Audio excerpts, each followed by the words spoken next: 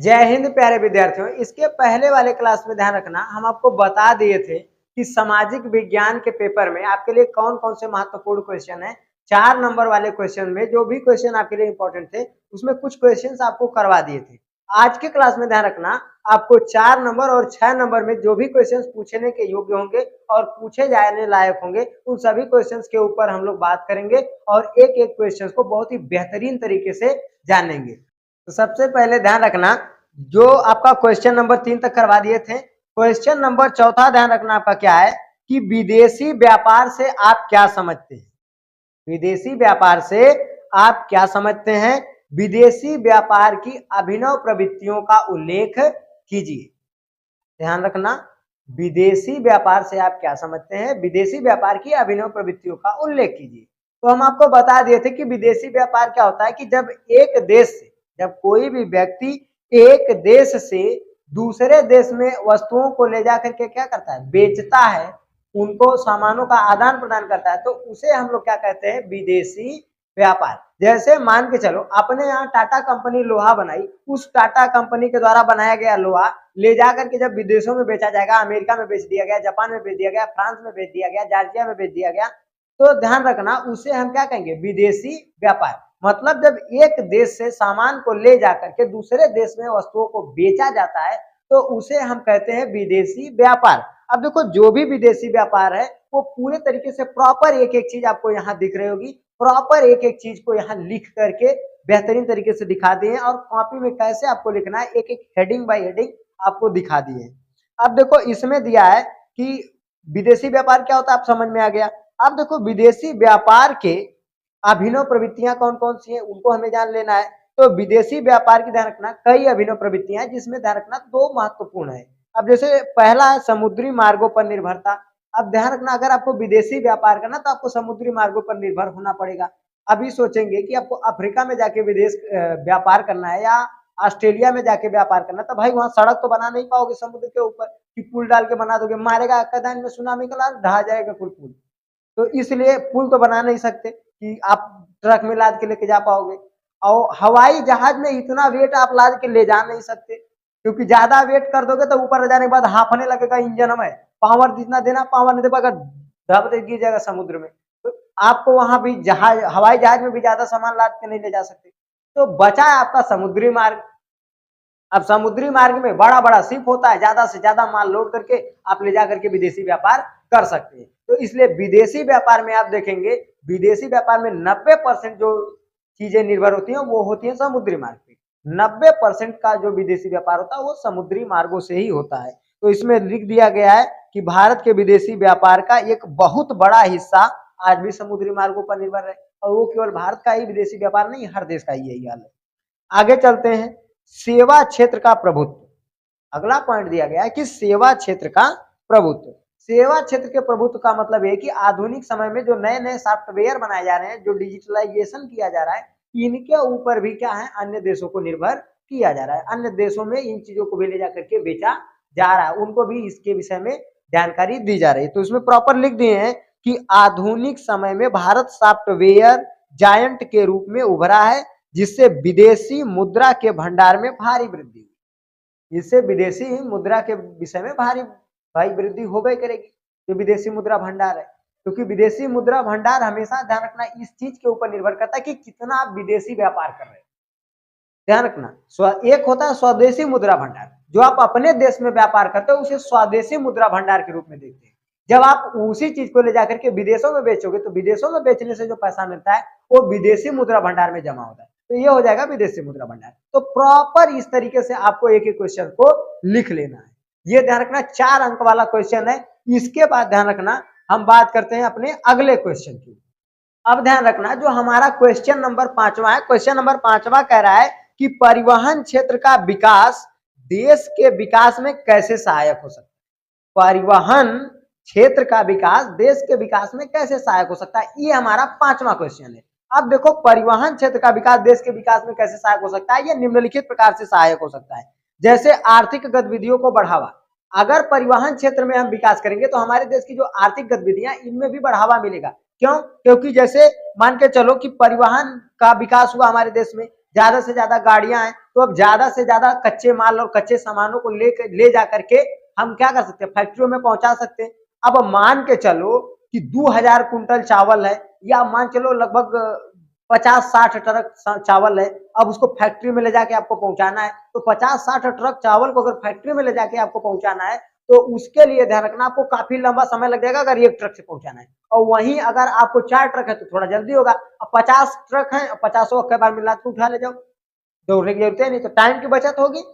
फिर जितना जल्दी प्रोडक्ट कंपनी में पहुंचेगा उतना ही जल्दी आपका माल तैयार हो जाएगा, और उतना ही जल्दी माल को आप सामान में बाजार में लेके आ जाओगे। अब बाजार में आएगा तो उतना तेज बिक जाएगा, अब बिकेगा तो उसे मुनाफा भी ज्यादा आएगा। तो यह ध्यान रखना, आर्थिक गतिविधियों को इस तरीके से बढ़ावा दिया जा सकता है।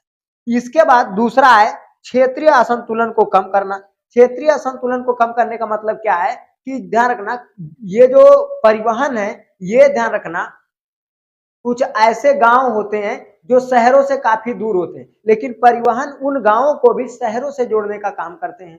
अब मान के चलो कि किसी का गांव शहर में है, किसी का घर गांव में है और वो शहर में जाके काम कर रहा है, तो कैसे गया होगा? जाने के लिए चाहे रेल का यूज किया होगा, चाहे जहाज का किया होगा, चाहे बस का। तो जान रहे कितना जहाज का और बस का यूज किया होगा। 90% लोग ऐसे है कि जो ट्रेन के लैट्रिन वाले डब्बा के पास बैठ के जाते हैं, वो अलग बात है। बट इस चीज को समझो आप कि 90% ऐसा चीज होता है कि जितने भी लोग हैं शहरों में रह रहे हैं, वो गांव से कमाने गए हैं, उनका घर गांव में है, तो उनको जोड़ने का काम कौन कर रहा है? परिवहन ही तो कर रहा है। तो इन चीजों को कनेक्टिविटी दी जाती है। तो इसमें प्रॉपर लिख दिए हैं कि सुगम परिवहन के माध्यम से दूर दराज के पिछड़े इलाकों को मुख्य शहरों से जोड़ा जाता है, जिससे वहां भी उद्योगों और रोजगारों का विकास होता है। इसके बाद ध्यान रखना, अगला दिया है कृषि का आधुनिकीकरण। कृषि का आधुनिकीकरण का मतलब क्या है कि किसान पहले जिन फसलों को बोते थे, अब मान के चलो बिया पुरान हो गया तो ज्यादा उपज नहीं होती थी, लेकिन अब हर साल नए नए बिया, यानी उन बीजों को हाइब्रिड बना दिया जा रहा है। किसान अब जिन बीजों को बोता है अपने खेतों में, उनको हाइब्रिड बना दिया जा रहा है। अब हाइब्रिड बीजों का मतलब क्या होता है कि वो हर साल नए बीज रहते हैं और बढ़िया उपज देते हैं। उसी जगह पे आप अगर पुरान बीजों को बोएंगे तो पैदावार अच्छी नहीं होती है। तो ये चीज क्या किसके वजह से हो पाया? संसाधनों की वजह से हो पाया। ठीक, अब जब उपज ज्यादा होगी, मान चलो संसाधनों की वजह से भाई बीज हाइब्रिड बना दिए गए, अब उपज ज्यादा होगी तो मुनाफा भी ज्यादा होगा, तो आय भी बढ़ेगी। ये सब के सब चीज इस तरीके से एक दूसरे से कनेक्टेड है। तो ये ध्यान रखना, जो संसाधन विकास है, अब संसाधन विकास होने की वजह से काफी सारा लाभ हुआ। अब अगर आप देखेंगे कृषि क्षेत्र में एक लाभ और हुआ। पहले बैल के जरिए जोता जाता था खेतों को, अभी बैल को हटा दिया गया खेतों को जोतने के लिए, अब ट्रैक्टर से खेत की जुताई होती है। पहले हाथों से खेतों को काटा जाता था, फिर कंबाइन आ गई, रेपर आ गया। अब देखो पहले क्या होता था, पहले काटा जाता था फिर दाया जाता था। अभी एक मशीन ऐसी ऐसी आ गई है कि काट भी रही है, दा भी दे रही है। तो सब चीजें ध्यान रखना संसाधनों के ऊपर निर्भर हो गया। समझ में आ गया? तो संसाधनों के विकास होने की वजह से काफी ज्यादा इसमें तेजी आई। अब ध्यान रखना, देखते हैं अगले क्वेश्चन। अगला क्वेश्चन है, अयस्क क्या होते हैं? भारत में लौह अयस्क की दो प्रमुख पेटियों का उल्लेख कीजिए। अयस्क का मतलब क्या होता है कि जमीन के अंदर से खोद कर निकाले गए वे खनिज पदार्थ जो मानव के लिए उपयोगी होते हैं, महत्वपूर्ण होते हैं, उन्हें हम अयस्क कहते हैं। ठीक, अब ध्यान रखना, भारत में जो दो प्रमुख लौह अयस्क पेटियां हैं वो निम्नलिखित हैं, यहाँ लिख दिए हैं, प्रॉपर दे दिए हैं। देखो पहली पेटी आपकी है उड़ीसा झारखंड पेटी। जो आपकी पहली पेटी है उसका नाम है उड़ीसा झारखंड पेटी। यहाँ पे ध्यान रखना, एकदम उच्च कोटि का हेमेटाइट अयस्क पाया जाता है। ये बहुत बेहतरीन अयस्क होता है जिससे काफी मजबूत लोहा प्राप्त होता है। और दूसरा दिया है दुर्ग बस्तर चंद्रपुर पेटी। ये ध्यान रखना, ये जो पेटी है ये छत्तीसगढ़ और महाराष्ट्र के राज्यों में पूर्ण रूप से फैली हुई है। अब हम लोग देख लेते हैं अगले क्वेश्चन। ध्यान रखना, क्वेश्चन अगला क्या है? क्वेश्चन अगला है, सूचना अधिकार क्या है? यह किस प्रकार से उपभोक्ता की शक्ति में वृद्धि करता है? तो सूचना अधिकार का मतलब होता है कि भारत सरकार हर उपभोक्ता को एक चीज की मान्यता दी है, संवैधानिक तौर पे एक चीज की मान्यता दी है कि आप कोई भी चीज अगर आप बाजार में खरीदने जा रहे हैं तो बेचने वाले से आप पहले उसका दाम पूछ सकते हैं, उसकी गुणवत्ता पूछ सकते हैं, वो डेट एक्सपायर है कि नहीं ये चीज देख सकते हैं। इस चीज का आपको अधिकार मिलता है। अगर दुकानदार इस चीज का मना करता है तो आप अपने इस उपभोक्ता अधिकार का यूज करके सूचना अधिकार वाले इस उपभोक्ता अधिकार का यूज करके आप उसके खिलाफ कार्रवाई कर सकते हो और पुलिस कंप्लेन भी कर सकते हो, जिससे उसे जेल भी हो सकती है। तो ये हो गया आपका सूचना अधिकार। प्रॉपर ध्यान रखना क्या क्या है सूचना अधिकार में, प्रॉपर यहाँ पे एक चीज लिख दिए हैं। ठीक, यह उपभोक्ताओं की शक्ति में कैसे ध्यान रखना वृद्धि करता है, यहाँ पर भी दे दिए। जैसे पारदर्शिता दे दिया गया है कि मतलब कोई भी व्यक्ति सामान खरीदने जाता है तो उसको उसकी जानकारी होनी आवश्यक है, उसके विषय में जान सकता है, पूछ सकता है, दुकानदार को बताना पड़ेगा, हर हाल में बताना। समझ में आ गया? अब इसका यूज क्यों किया गया तो ध्यान रखना, पहला ये हो गया उपभोक्ताओं की शक्ति में वृद्धि। दूसरा ध्यान रखना क्या हो गया, शोषण से बचाव। अब अगर उपभोक्ता को उसके विषय में जानकारी हो जाएगी, वो शोषण से बचाव उसका होबे करेगा। अब कोई भी चीज मार्केट में आ रही है, उसमें कितना परसेंट मिलावट है, कितना परसेंट मिलावट नहीं है, अब उसको पता चलेगा तो उसका शोषण हो रहा है कि नहीं हो रहा है उसको तो पता चल जाएगा ना। उसी तरीके से अगला देखो दे दिए यहाँ पर वस्तुओं और सेवाओं की जानकारी। तो वस्तुओं और सेवाओं की जो जानकारी है वो भी प्रॉपर तरीके से हमें यहाँ दे दी। ठीक, अब ध्यान रखना, चलते हैं नेक्स्ट क्वेश्चन। अगला क्वेश्चन दिया है यूरोप में राष्ट्रवाद के उदय का इटली एवं जर्मनी के एकीकरण में योगदान थे। अब जब ध्यान रखना, यूरोप में राष्ट्रवाद के उदय का इटली एवं जर्मनी के एकीकरण में क्या योगदान रहा, हमें ये चीज बतानी है। तो सबसे पहले हम ये चीज देख लेते हैं कि यूरोप में राष्ट्रवाद के उदय का मतलब क्या है। यूरोप में राष्ट्रवाद के उदय की शुरुआत ध्यान रखना सबसे पहले 1789 ईस्वी में फ्रांसीसी क्रांति के साथ हुई थी, जब फ्रांस की जनता अपने राजा लुई 16वां के खिलाफ विद्रोह की थी, क्योंकि वो वहां का जो राजा लुई 16वां था इतना निकम्मा था, इतना अत्याचारी राजा था, इतना क्रूर राजा था कि भाई हद कर दिया था उसने। सोचो ना कि दिन रात खाली जान लो टैक्स बढ़ाता था, टैक्स टैक्स टैक्स, इतना ना टैक्स बढ़ा दिया कि वहां की जनता उससे उबिया गई, और अकाल पड़ने के बाद भी टैक्स में छूट दिया जाता, वो और ज्यादा टैक्स बढ़ा दिया, इतना ना टैक्स बढ़ा दिया कि जनता बौखिया गई और उसके खिलाफ विद्रोह कर दी। और उसके खिलाफ जब विद्रोह की, जनता ने जंग छेड़ दी, और जंग छेड़ने के बाद जनता के द्वारा उसको जो है राजद्रोही घोषित करके फांसी दे दी गई, और उसकी वहां पे फांसी देने के बाद उसकी मृत्यु हो गई और वहां पे प्रजातंत्र की स्थापना कर दी गई। तो इस घटना से जो पूरा यूरोप था प्रभावित हुआ। जब ये घटना आसपास के देशों में फैली तो वो लोग प्रभावित हुए, और वो लोग भी कहें कि अब हमारे यहाँ भी राजतंत्र नहीं रहेगा, अब हमारे यहाँ भी प्रजातंत्र आएगा। तो इसके बाद कई देश प्रभावित हुए, कई लोग आए। तो इसमें तो इटली का एकीकरण क्या है यहाँ पे प्रॉपर दे दिया गया है। अब इसमें किसका किसका योगदान था, जैसे मेजनी ज्यूसेप मेजनी का क्या योगदान था, मेजनी गैरीबाल्डी का क्या योगदान था, काबूल की कूटनीति क्या थी, एक एक चीज यहाँ पे आपको प्रॉपरली लिख करके दे दिए हैं। आप यहाँ से देख सकते हो, प्रॉपर नोट्स बना सकते हो, और बेहतरीन तरीके से आप इसको याद कर लीजिएगा। ये बहुत इंपॉर्टेंट क्वेश्चन है, वेरी वेरी इंपॉर्टेंट क्वेश्चन है। ये सब 6 नंबर में पूछे जाने वाले क्वेश्चन है। इनको जितना अच्छे से तैयार कर पाइएगा, प्रयास कीजिएगा कि उतना अच्छे से आप इन्हें तैयार कर लीजिए। अब हम लोग देख लेते हैं नेक्स्ट क्वेश्चन। नेक्स्ट क्वेश्चन है भारतीय राष्ट्रीय आंदोलन में महात्मा गांधी द्वारा चलाए गए 3 प्रमुख आंदोलनों पर प्रकाश डालिए। अब देखो, भारतीय राष्ट्रीय आंदोलन का मतलब क्या है कि भारत की राष्ट्रीयता को ध्यान में रखते हुए भारत को स्वतंत्र कराने के लिए अंग्रेजों के विरुद्ध जो आंदोलन चलाए गए थे उसे हम लोग कहते हैं भारतीय राष्ट्रीय आंदोलन। अब भारतीय राष्ट्रीय आंदोलन में महात्मा गांधी जी के द्वारा चलाए गए 3 आंदोलनों के विषय में पूछा है। तो ध्यान रखना, पहला आप लिख सकते हो चंपारण सत्याग्रह आंदोलन, दूसरा सविनय अवज्ञा आंदोलन, तीसरा असहयोग आंदोलन। और भी कई आंदोलन चलाए थे महात्मा गांधी, बट 3 पूछा तो 3 इस तरीके से आप लिख सकते हो। और तीनों आंदोलनों में क्या क्या महत्वपूर्ण बातें थी यहाँ प्रॉपर आपको दे दिया गया है। आप यहाँ से देख करके प्रॉपर एक एक चीज को याद कर सकते हो कि किस तरीके से असहयोग आंदोलन को महात्मा गांधी शुरू किए थे, किस तरीके से सविनय अवज्ञा आंदोलन शुरू किए थे। ठीक है, एक एक चीज प्रॉपर जान सकते। ठीक, अब हम चलते हैं नेक्स्ट क्वेश्चन। अब अगला क्वेश्चन ध्यान रखना क्या कह रहा है कि भारत की संघात्मक व्यवस्था के प्रमुख विशेषताओं का वर्णन कीजिए। भारत की संघात्मक व्यवस्था की प्रमुख विशेषताओं का हमें क्या करना है, वर्णन करना है। अब देखो, भारत की संघात्मक व्यवस्था का मतलब क्या है कि भारत कई राज्यों का संघ है।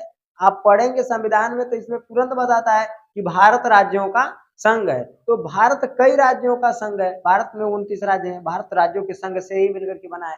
तो ये जो भारत के अंदर संघात्मक व्यवस्था है, किस राज्य को कैसी शक्तियां दी गई हैं, जैसे केंद्र, जो ध्यान रखना केंद्र शासित प्रदेश होते हैं उनको ज्यादा शक्ति नहीं दी जाती, उनके पास उनकी जो मूल शक्तियां होती है वो केंद्र के पास होती हैं।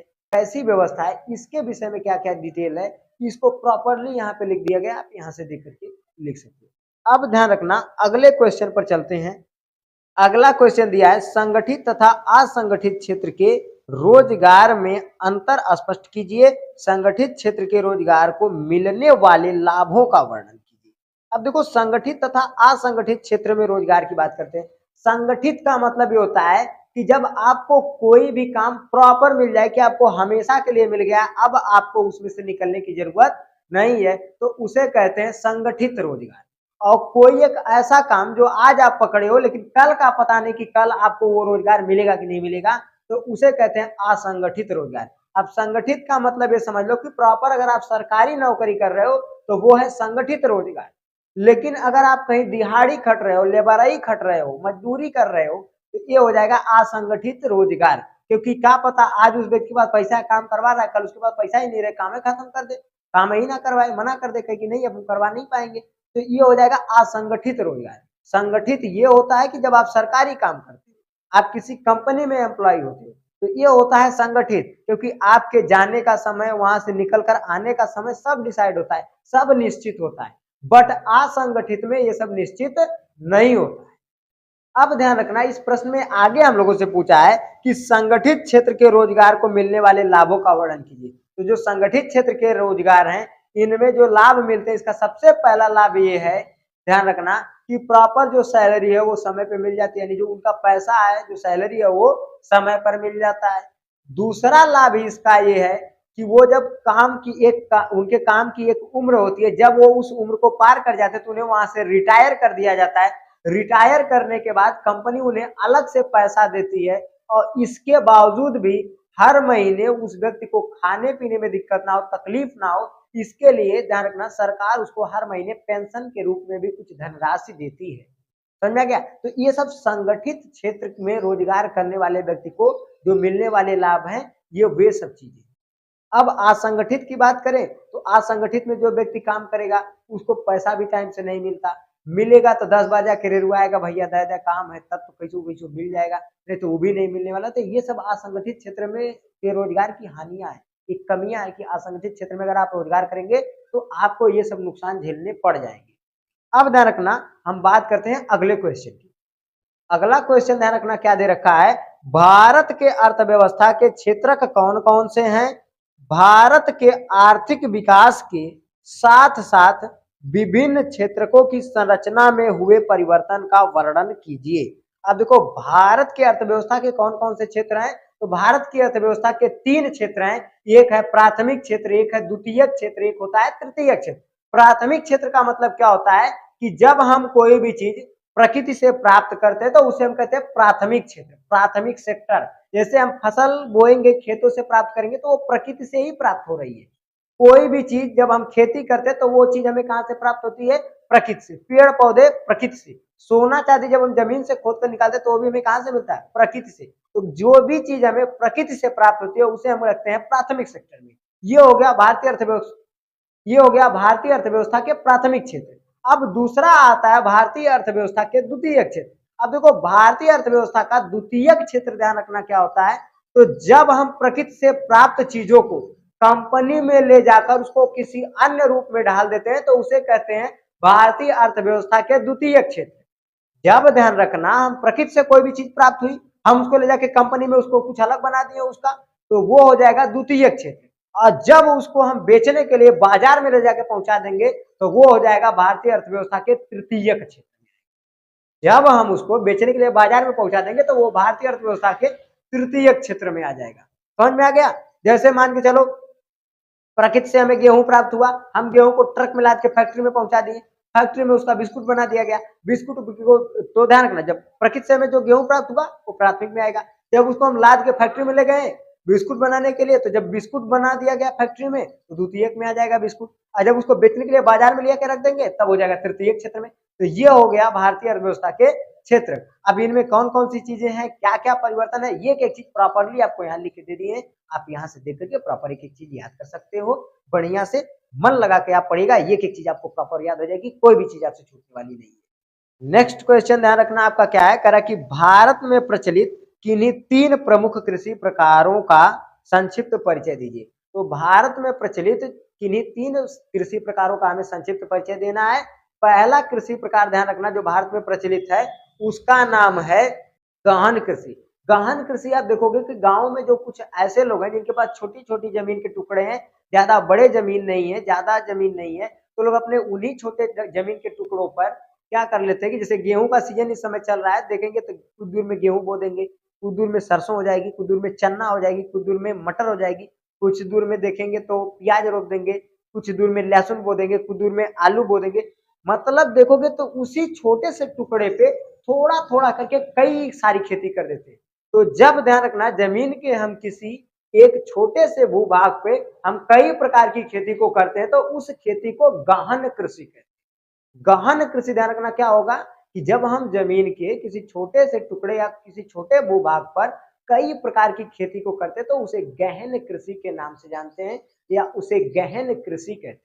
दूसरी कृषि का प्रकार ध्यान रखना क्या होता है, वाणिज्यिक कृषि। वाणिज्यिक कृषि ध्यान रखना क्या होती है, वाणिज्यिक कृषि होती है कि जब हम कृषि कृषि को व्यापारिक दृष्टिकोण पर करते हैं, यानी किसी कोई ऐसी कृषि जिसको हम केवल करें कि इसको हम बेच देंगे, इसका यूज नहीं करेंगे। जब हम किसी कृषि को व्यापार की दृष्टि से करते हैं, व्यापारिक दृष्टिकोण से करते हैं तो उसे वाणिज्यिक कृषि कहते हैं। प्रेजेंट टाइम में आप देखेंगे बहुत से ऐसे लोग हैं जो सब्जी की खेती करते हैं, बहुत से ऐसे लोग हैं जो सब्जी की खेती करते हैं, सब्जी को ले जाके मंडी में बेचते हैं। बहुत से ऐसे लोग हैं जो गन्ने की खेती करते हैं, गन्ने को मिल पे लाद के बेच देते हैं। बहुत से ऐसे लोग हैं जो गेहूं की खेती करते हैं, गेहूं को बेच देते हैं। तो अलग अलग लोगों की अलग अलग पसंदीदा चीजें हैं, अलग अलग चीजों को, बट इतना समझो कि जब हम किसी भी चीज को कृषि किसी भी चीज को व्यापारिक दृष्टिकोण से जब किसी भी चीज की खेती करते हैं तो उसे हम वाणिज्यिक कृषि के नाम से जानते हैं। तीसरा ध्यान रखना आपका हो जाएगा बागानी कृषि। बागानी कृषि का मतलब क्या हो जाएगा कि ऐसी कृषि जो बागानी तौर पे की जाती है उसे बागानी कृषि कहेंगे, जिनमें आप देख सकते हैं फल आ जाएंगे आपके, जैसे सेब, संतरा, केला इत्यादि चीजों की खेती बागानी कृषि में आती है। आम की कृषि बागानी कृषि में आती है। चाय की कृषि जो है ये भी बागानी में, कॉफी की कृषि ये भी बागानी कृषि, मसाला ये भी बागानी कृषि। तो ये सारी चीजें क्या हो जाएंगी आपकी बागानी कृषि में आती है। ठीक, तो इस तरीके से अगर आप तैयारी करेंगे प्रॉपर एक एक चीज क्या इंपॉर्टेंट है क्या नहीं है, कैसे लिखना है क्या क्या, सब प्रॉपर एक एक चीज आपको यहाँ लिख के दे दिए हैं। तो इस तरीके से आप कर सकते हैं, कॉपी में पूरा प्रॉपर एक एक चीज लिख के दे दिया गया है। आशा करते हैं आज के क्लास में जितनी भी चीजें आपको समझाए होंगे सारी चीजें आपको अच्छे से समझ में आई होंगी। ध्यान रखना आप मेहनत से तैयारी कीजिएगा, प्रयास कीजिएगा कि जितना भी हो सके उतना अच्छे से तैयार कर लीजिएगा इन क्वेश्चंस को, बहुत इंपॉर्टेंट क्वेश्चन है। तो आशा करते हैं कि आज के क्लास में जितनी भी चीजें आपको समझाए होंगे अच्छे से समझ में आई होंगी। मिलेंगे नेक्स्ट क्लास में। जय हिंद।